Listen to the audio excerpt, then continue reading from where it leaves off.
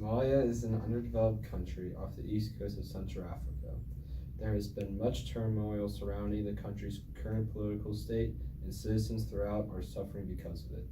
Many events led up to this, such as early colonization, constant shift in leadership, shortages of water and supplies, and a long-standing civil war. Their economy is one of the worst in the world, and the country is controlled by rival terrorist clans with little regard for human rights. How did Somalia end up this way, and what are people doing to help in this crisis? In the 1950s, there were two separate Somalian colonies, British and Italian Somaliland. Italian Somaliland was renamed Somalia, and in 1960, both the British and the Italian parts of Somalia united and gained independence. They became the United Republic of Somalia.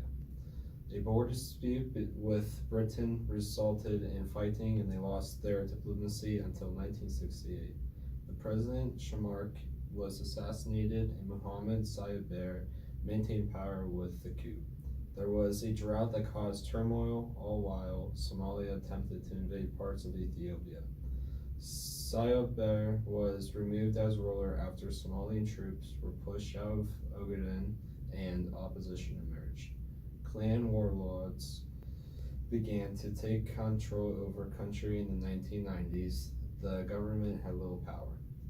And here is an image of General Sayed Bear. And Sayed Bear's actions had led to international revolutions and ultimately his overthrow in 1991. He received aid from the Soviet Union, and no other countries had cared about what was happening in Somalia. Bear's clan tried to get him back into power but failed. Warlords then began to claim territory. Since there was no centralized government after Bear's overthrow, the country had descended into anarchy and starvation. The United Nations sent aid and peacekeeping missions, but had failed since casualties were increasing and the supply drops were looted and sold. The UN withdrew its troops from Somalia. And here are a couple other images from the Somali Civil War. Yes, together. Okay. Yeah. Terrorist groups have formed recently in Somalia and currently prevent the state government from maintaining complete control. The Islamist insurgent group Al-Shabaab controls the southern and central regions of Somalia, where areas the UN-supported government only has control of Mogadishu, the capital. These terrorist groups impose strict Sharia law that has caused the death of hundreds or thousands of people due to their forms of punishment, including stoning to death. Somalia currently has little support to combat these groups, and the government doesn't have the power to get rid of them on their own. The anarchy caused by the ongoing civil war has had many consequences on Somalia and other countries. After 30 years of war, it has turned Somalia into a very dangerous and unstable place. Beginning in 1993, the United Nations started a 2-year plan to try to relieve some of the conditions caused by the famine. They did this because 300,000 people had died in the first year because of starvation. As you can see, this image shows the effects of starvation on the population. So their goal was to come, end the starvation, and leave. However, eventually many Somalis began to oppose the foreign presence. In the beginning, they were happy with the food rations they were being given, but eventually they started to believe that the UN was there to convert them to their religion. Between June and October, gun battles in Mogadishu resulted in the death of 24 Pakistanis and 19 US soldiers. Also in this battle, 1,000 Somali militia were killed. 2 US helicopters were also shot down, and American soldiers were chased throughout the streets. This and other battles eventually led to the withdrawal of American troops on March 25, 1994. As you can see, this image shows Somali children playing on the rubble of a crashed US helicopter. Much of the humanitarian aid was being looted, diverted, and sold by warlords. It was failing to reach those who needed the help the most. By controlling the food, multiple warlords were able to maintain power over the regions they controlled. Eventually, the African Union started to take more control of the situation. They created a transitional government, however, it could not establish full control over the country. A group called the Islamic Courts Union, also known as the ICU, had been taking power over the country and even managed to capture the capital. This image shows the location of the Islamic Courts Union and how much it spread throughout Somalia in the year 2006.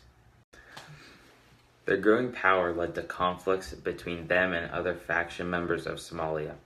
Eventually, with the help of Ethiopia, the United States, and other groups, they were defeated and their leaders resigned. Overall, the effects of civil war and anarchy in Somalia caused it to be one of the poorest and most dangerous countries in the world.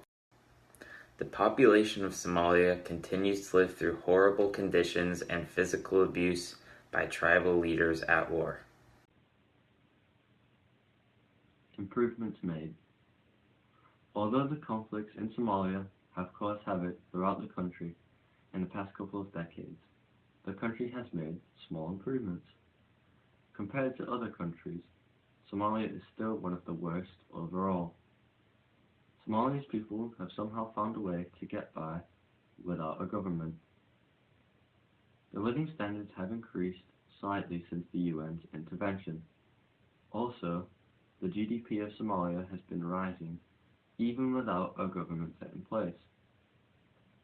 Even though that the health system remains one of the worst in the world, the chances of a newborn baby living past its first birthday have increased. In addition, Somalia somehow managed to avoid the massive HIV/AIDS outbreak in Africa. However, food is still yet scarce, and Somalia has received more foreign aid in the recent years. This graph from the BBC shows the food aid being given across the span of 15 years. Without a government to control its people, some people have found a way to make millions in the poorest country in the world with piracy. Pirates usually made up of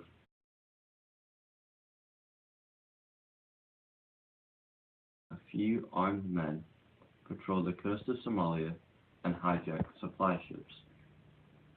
After that, the pirates sell the goods and make millions per ship.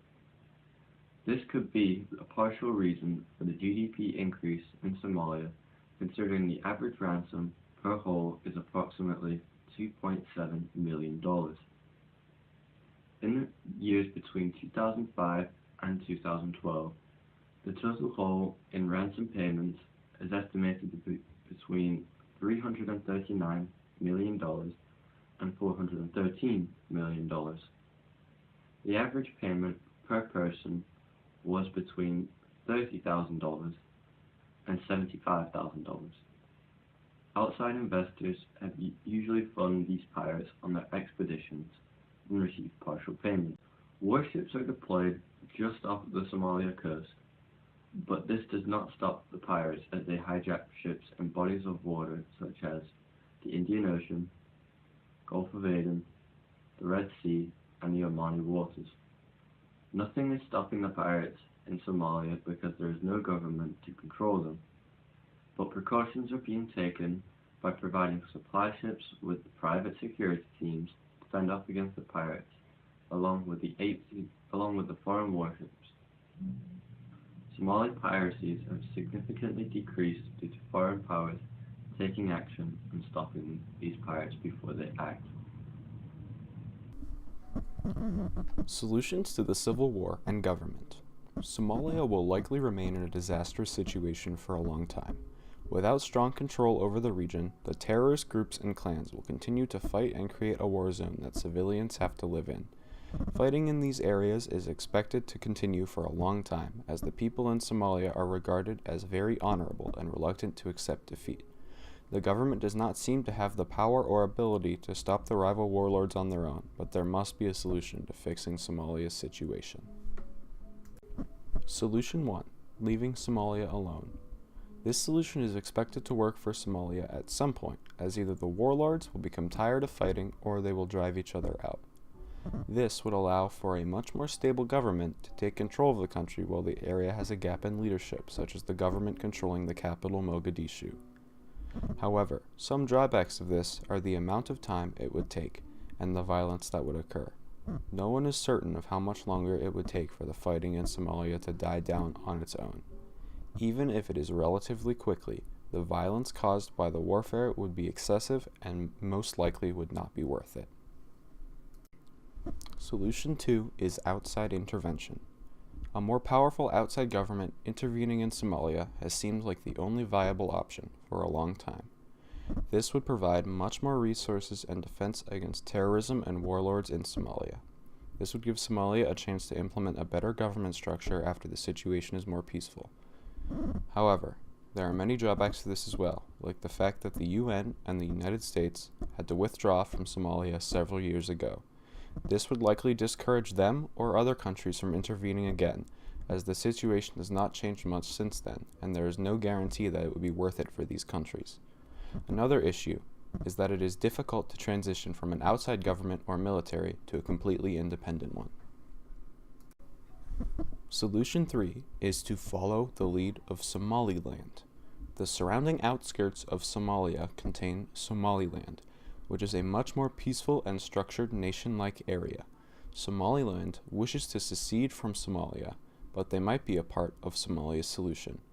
If Somalia follows the democratic structure that Somaliland implements, it may be possible to overpower the other power figures in Somalia, with Mogadishu, the capital, and Somaliland combined.